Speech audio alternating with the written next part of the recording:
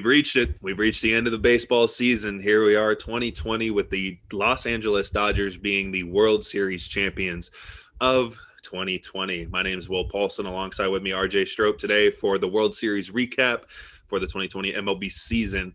And I tell you what, 2020 was already funny enough. I mean, we had universal DHs, we had extended playoffs, we had 60 games, we had double headers that were 7 innings, we had Texas tiebreaker, extra innings. I mean, things were weird. And you want to talk about a weird ending? I mean, man, talk about Game 6. Let's just start with Game 6, because this was just an utter shit show, it seemed. I mean, the Rays were dominating early, at least from a pitching standpoint. I mean, Blake Snell was having the best game of any Rays pitcher in the postseason. He was going into the 6th inning, I want to say, with about 57 pitches, and he had struck out 9, had not walked a batter. He had only allowed 1 hit. I mean, he was looking disgusting. Absolutely lights out. Dodgers hitters could not figure him out. The Rays were up 1-0 by who else but a Randy Rosarina home run. I mean, it'd be confusing if it was anybody else. So, but obviously 1-0, you wouldn't think's going to win this game. But in the 6th with 1 out, I want to say it was it Max Muncy who came up and got a hit? Somebody got a hit for the Dodgers and got on base. And Kevin Cash starts walking out of the dugout. I think it might have been Austin Barnes, no? Was it Barnes? It was someone at the bottom of the lineup. Yeah, regardless of who it was, somebody got on base for the Dodgers. And all of a sudden, there's 1-on-1 out. And then Kevin Cash comes strolling out of the dugout. And Twitter erupted. I mean, it blew up. I mean, I erupted. I erupted myself. I mean, I had a long night the night before, and I had woke up just about in time to catch the 5th inning. I've literally been awake since the 5th inning of baseball. I took a long nap, but whenever I woke up, I mean, I saw what I needed to see. I mean, the World Series got about interesting right around that time. So Kevin Cash comes out and pulls Blake Snell against Mookie Betts was coming up to bat. And then there was also going to be Corey Seager and then Cody Bellinger, who on the day were 0 for 6. And if I'm not mistaken, had 4 strikeouts. Blake Snell had their number in this game. Blake Snell had everybody's number on the Dodgers lineup in this game. He was looking absolutely phenomenal. And then he gets pulled. And Blake Snell's reaction kind of told the story of all of us. I mean, the Rays were, I mean, what kind of move was this? I mean, this was the first kind of head scratcher move of the night. Nick Anderson comes in and kind of allows a couple of runs. Next thing you know, after a Mookie double and then a pass ball, and next thing you know, it's the Dodgers have the lead, and 2-1, and then the Dodgers go out throughout the day, add a couple more. Mookie also with a solo shot later on in the game. Was the final was what, 3-1, 4-1, 3-1? Yeah, final score 3-1. Dodgers able to get their first World Series since the 80s, their 7th of program history. And I mean, that you think that'd be everything, right? But no. Afterwards on Fox, they come out, they say that Justin Turner, he was pulled earlier in the game, and we were all wondering why. I mean, Justin Turner came really close to taking Nick Anderson yard and putting a dagger in this game. But later he gets pulled from the game and finds out he has a positive COVID test. From when? Who knows? They say it was today's specimen, but what better way to end a 2020 World Series? Because now the story was Kevin Cash taking out Blake Snell, and now Twitter's erupting and social media is erupting with this Justin Turner positive COVID test. I mean, sure, it's not like it's Corey Seager. It's not like it's the guy who carried the offense for the Dodgers, but Justin Turner is a legitimate name in that lineup, and he's got to be feared in the lineup whenever he's there. A very consistent hitter, a very good player. I mean, a guy like Justin Turner having a positive COVID test can change a series. We've seen games postponed. We've seen Cardinals baseball, Marlins baseball, Phillies baseball be postponed for weeks because of COVID tests this year. One hell of a shocker. What exactly? Let me get your opinions on that, RJ. How 2020 of that is that of an ending? Well, I tell you what, these last, I don't know, 2.5 hours, there's been a lot to unpack here. You mentioned when Kevin Cash pulls Blake Snell out in, what was it, the 6th inning, I believe. Blake Snell had thrown 73 pitches, had allowed only his 2nd hit of the night. You mentioned he hadn't walked the batter. He had 9 strikeouts, and he gets pulled. Well, listen. Let's not kid ourselves, okay? Without the geeks sitting behind the computers and without the analytics and without all the real baseball guy stuff, the Tampa Bay Rays aren't in the World Series. Okay, this is not a team that is going to go spend money like the Dodgers or Yankees and put a team on the field that's just going to overpower everybody. Yeah, they don't even have that option. That's not what the Rays can do. No, that's not what Tampa does. Tampa has to use the computers and the scouts and the analytics, and they got to get real, tricky and try to outsmart everybody. That's their only way they're going to win. So that's definitely what got them to the World Series. But I'm sorry. It is game 6. Blake Snell has win or go home, too. They're on the edge. You're done. You're done. It is game 6. Your season is on the line. Blake Snell has only thrown 73 pitches. Blake Snell, if you guys win this game tonight, Blake Snell's not even going to be available tomorrow. Like, it's not like you're, not wanting to overwork him because you're going to save him for tomorrow. No, the dude's not coming in tomorrow. You better get all you can get out of Blake Snell tonight because he's not going to be pitching again until March. How do you make this move? And don't tell me, the 3rd time through the lineup, we don't want him to do because the numbers go. Dude, screw that, okay? Anybody could have told you that. Is Kevin Cash not actually watching the game? Because if you actually watch the game itself, the game that was actually happening in front of Kevin Cash, unless he had his eyes closed, unless his mask was covering up his eyes and not his mouth. The game that was actually taking place on the field, there is no business in pulling Blake Snell. None. And that is a joke. Kevin Cash will never live it down. I don't think the city of Tampa should ever forgive Kevin Cash. This is, in my opinion, a Steve Bartman situation. All right? I don't know. This guy's not going to get fired because, honestly, in the next couple weeks, he's going to win American League Manager of the Year. And how crazy is that? This guy just cost the city of Tampa a World Series, or at least a shot at a Game 7 where who knows what happens tomorrow night. All hell's going to break loose tomorrow night. Are you kidding me? But instead, we don't even get the opportunity for a Game 7. The 2 best words in sports, Game 7. We don't get it. And that's because Kevin Cash wants to overanalyze and try to outsmart everybody. And this time he was wrong, dead wrong. And the fact that he brought in Nick Anderson, who I think he's given up runs in 4 straight games. Tonight was like the 5th I think this is game. number 5, yeah. Yeah, the guy's been absolutely trash. Okay, it's not like you're bringing in Charlie Morton. Like, let's calm down. Nick Anderson is garbage. Dude couldn't find the strike zone with a telescope. What are you doing? This is an absolute train wreck. It's a joke. Listen, we've had time to, try to think this through. Can you imagine? You mentioned Justin Turner with the whole COVID deal. All right. If you're not a baseball fan out there and you just like to watch crazy shit, can you imagine Blake Snell stays in that game all the way through the 8th inning, and then they bring out Castillo, pitches a clean 9th, Rays win 1-0. It's unlikely because of the Dodgers' potent offense, but the way Snell was looking tonight, I'm not saying it's out of the possibility. Can you imagine the Rays win that game 1-0? And Justin Turner gets pulled for a positive COVID test? What happens next?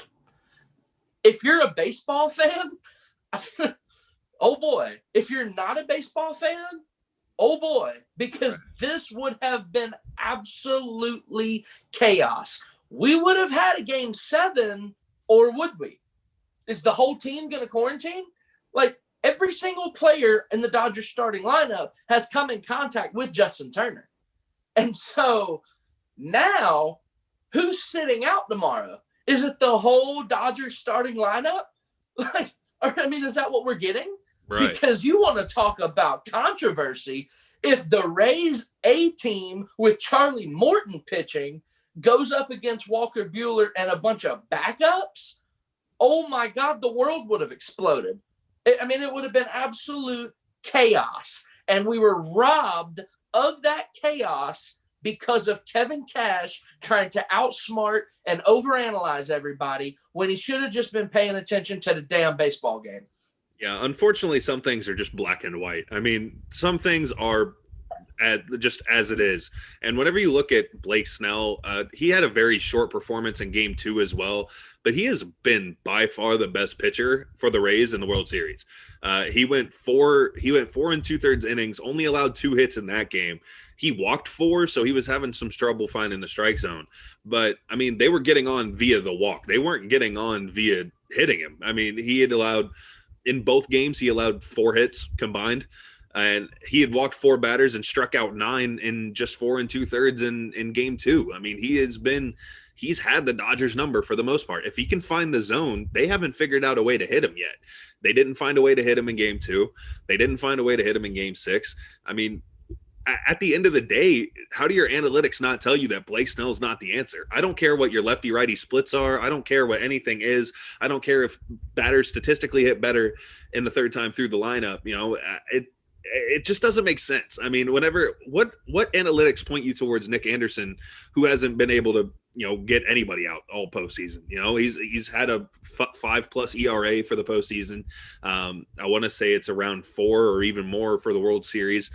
He hasn't pitched good. I mean, he has not done well. I mean, there's been a couple of bright spots. Diego Castillo obviously has been doing well. Peter Fairbanks has done decent. Left a little bit to be desired in the World Series, but for the most part in the playoffs, he's been doing really well. Nick Anderson is not. Nick Anderson has kind of lost it a little bit in the postseason, and for some reason that was the guy. I mean, there's question marks to be had, but I mean, let's get away from the Game 6 a little bit. Let's talk about the Dodgers for a minute, man. If you're in LA, it's got to feel good. I can't imagine it doesn't feel great.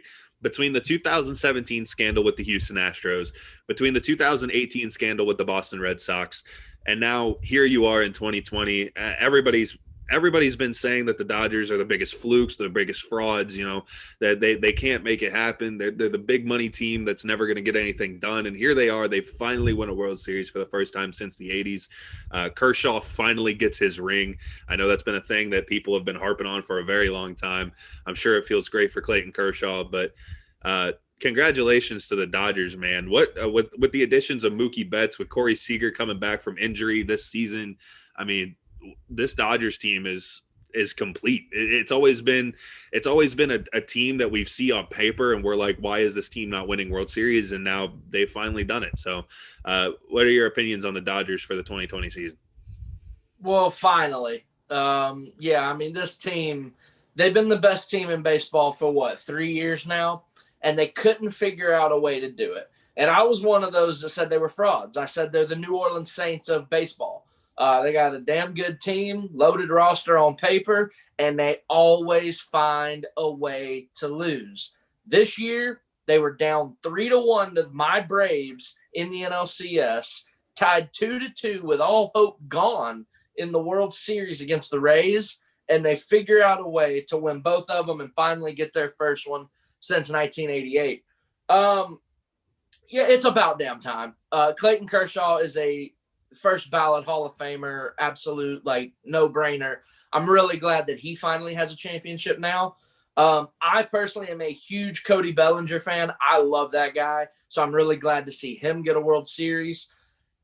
I will say this. This is what we do is we complain, and I'm going to complain.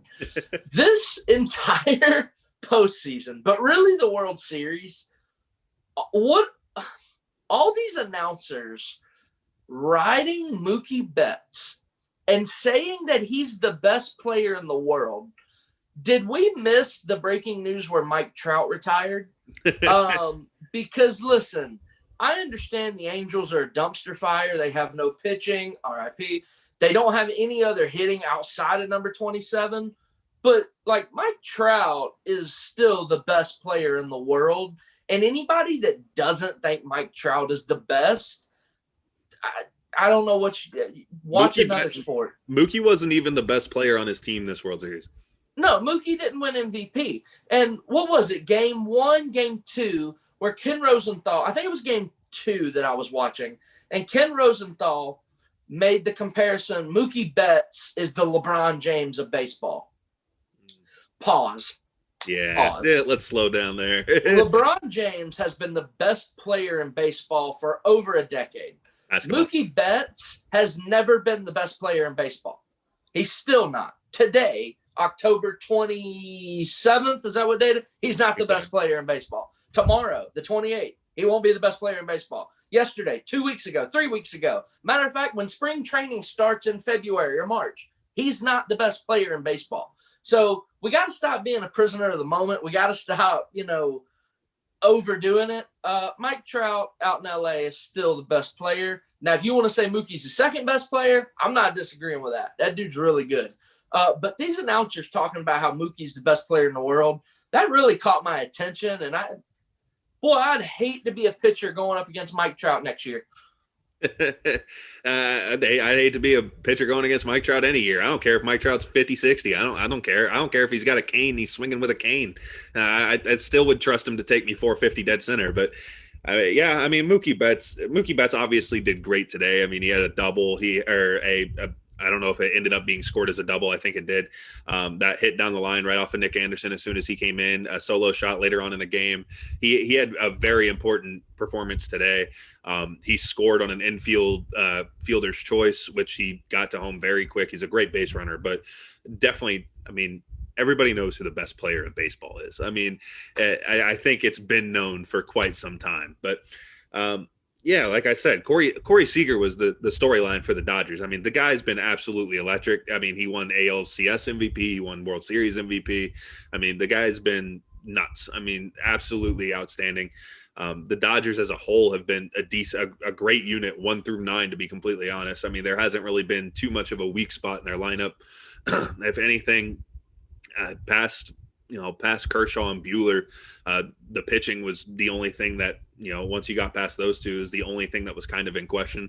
But whenever they're throwing out Tony Gonsolin as a starting, or Gonsolin, or whatever his last name is, interesting. But yeah, this Dodgers team is absolutely disgusting. And as you said, I think it's more of a finally than in anything such as that, because we've, here at GMs for Hire, we've been talking about making a video on how much of a fluke team the Dodgers would be if they didn't win the World Series. So, yeah, I think Kevin Cash, his bad decision tonight, he really bailed out Dave Roberts. And this is something that no one's going to talk about since they won tonight.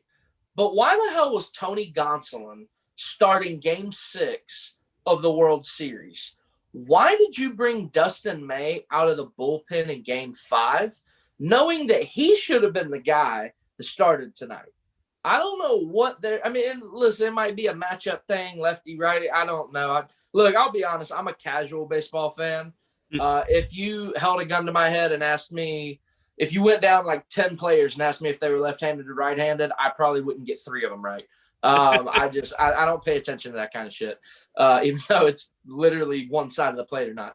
But I don't understand. He kind of gets off, scot-free because they won. But I still think Dustin May should have been starting tonight. I think he's clearly – I don't understand the Tony Gonsolin hype there. Gonsolin's gotten a couple starts throughout this postseason where Dustin May hasn't. I'm assuming Dustin May has been struggling. I don't know his numbers right off the top of my head, but apparently it's been bad enough to where he's been out of the bullpen as opposed to the starting rotation. They'd rather go with the opener of Gonsolin than actually go with Dustin May. But apparently whatever he did worked, or at least worked enough. But man, you talked about what a game changer it could have been, man. The Dodgers after Game 4. Let's talk about Game 4 for a minute. You want to talk about one of the more entertaining games in baseball in quite some time. Back and forth. No matter who you're a fan of. Obviously, RJ and I, being a Braves fan and a Cardinals fan, we're not fans of the Rays or the Dodgers. But man, to watch that game, that's baseball right there. That's why people love baseball. And I even put out a tweet. I think I said, if you watch the ending of Game 4 and you still don't like baseball, then you're part of the problem, because what an ending. I think that's been, I think that would have been more of the storyline if Justin Turner didn't get that COVID positive test. I think that still would have been the most memorable thing. But now the internet's just blown up because of it. But man, to Brett Phillips of all people to put a ball out into center field, a botch play out in center, a fumble, like a trip from the guy that was going to be the winning run, and then the catcher freaking muffs the ball. I mean, it was just a whole collection, honestly, of shit, but somehow it managed to end up in a very iconic ending. I mean, it's going to be one of those World Series moments that's going to be remembered for a while, but man, I think this is honestly one of the more memorable World Series in quite some time, just because it's 2020. And that's just been what this year has been. It's been a year of just fuckery, really. I mean, it's just been, so many things have gone so different between a neutral site, between the game 4 ending, between the ending with the COVID test, between the Dodgers finally breaking the streak. I mean, there's so many storylines and there's so many interesting things about it, between Blake Snell getting pulled in game 6. I mean, so much of this World Series has been memorable. I think at least in my opinion, I would think you would agree. I think we got off pretty good, for being, back just a couple of months ago, we didn't know as baseball fans if we were going to have a season. And now here we are, and, the season's over. We have a World Series champ, everything like that.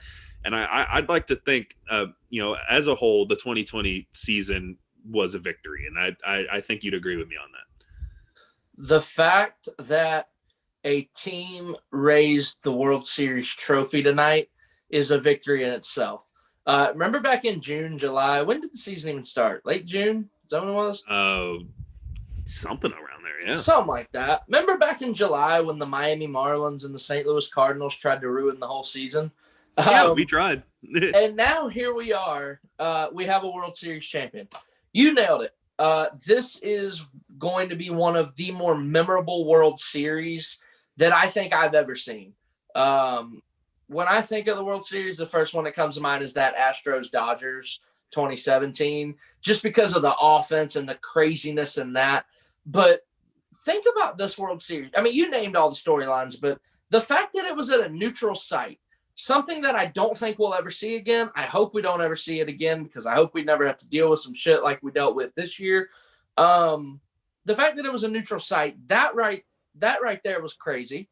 You have the finish in game 4, where I had a raspy voice on Sunday after yelling Saturday night after watching. It was some rec league. I mean, it was dude, some that rec league right stuff. there. Game 4 between the Dodgers and Rays. Me and my best friend were actually talking about it when we watched it at that time. That is one of the 3 best baseball games. One of my 3 favorite baseball games I've ever watched in my life. Game 7 between Cubs-Indians and game 5 between Astros-Dodgers, where it was like 13-12 or whatever. Oh, great game. Those 2 games. Then you throw game 4 Rays-Dodgers. I mean, what a show we got. I'll never forget that finish right there. It obviously would have been nice if that was just another step in the Rays getting their first title. It's not. It didn't work out that way. But what a finish that was. I'm always going to remember that. Then fast forward to tonight, Blake Snell getting pulled is honestly, I'm not a baseball historian. I'm not Tim Kirchin. But tonight, pulling Blake Snell in that position, that's the worst baseball move I've seen a manager make. I know there's been some bad ones. I watch cars driving circles. I don't watch every single pitch of every single game. I'm a casual baseball fan. But that right there is the worst move I've ever seen a manager make. I thought that was an absolute train wreck. And then you end it with Justin Turner having a positive COVID test, the first one in 2 months for Major League Baseball. Shocking. Talk about dodging a bullet. I mean, I really – listen, we've kind of thrown around the whole what-if scenario with different what-ifs that have happened in sports. What if Blake Snell stays in that game and the Rays win? We have a game 7 tomorrow, and we don't know who's playing in it. Do we have a game 7? You have to have it.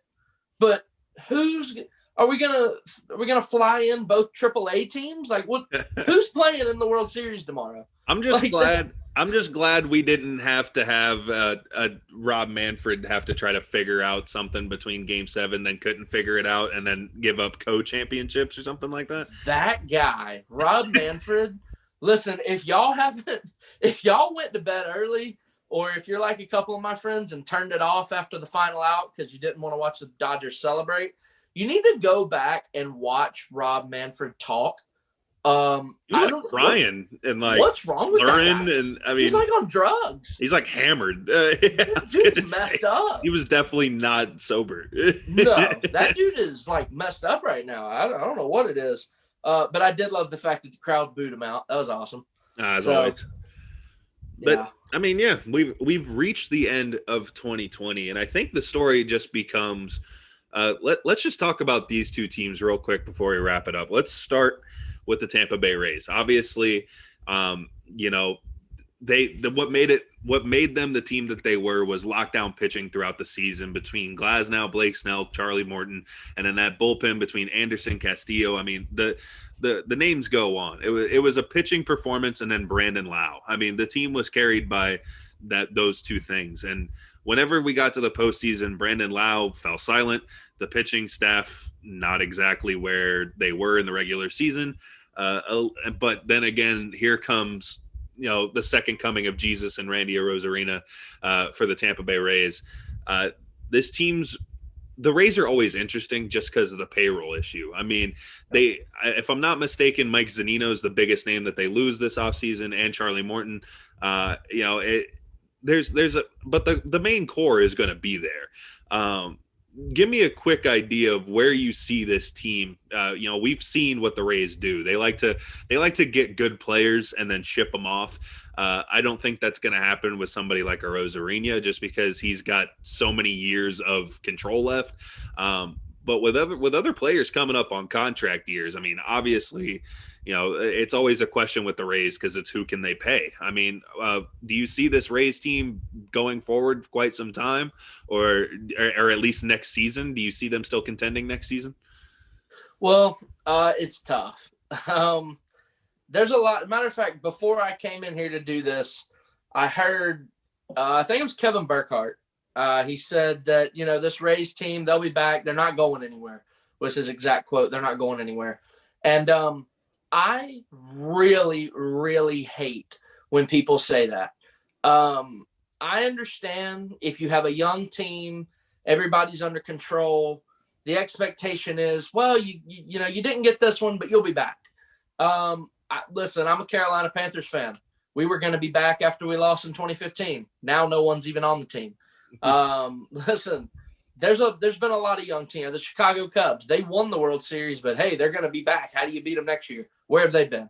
The Houston Astros, they won. They're going to be back, man. This team's really good. Where have they been? Listen, just because Tampa's young and they've got some good players, this has to hurt Tampa fans so bad. I'm an Atlanta Braves fan, and people say, well, you guys will be back. And it doesn't make me happy. Like, yeah, no, I'm pissed.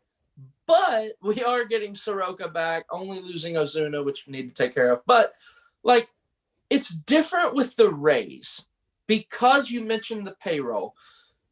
Losing Charlie Morton is absolutely huge.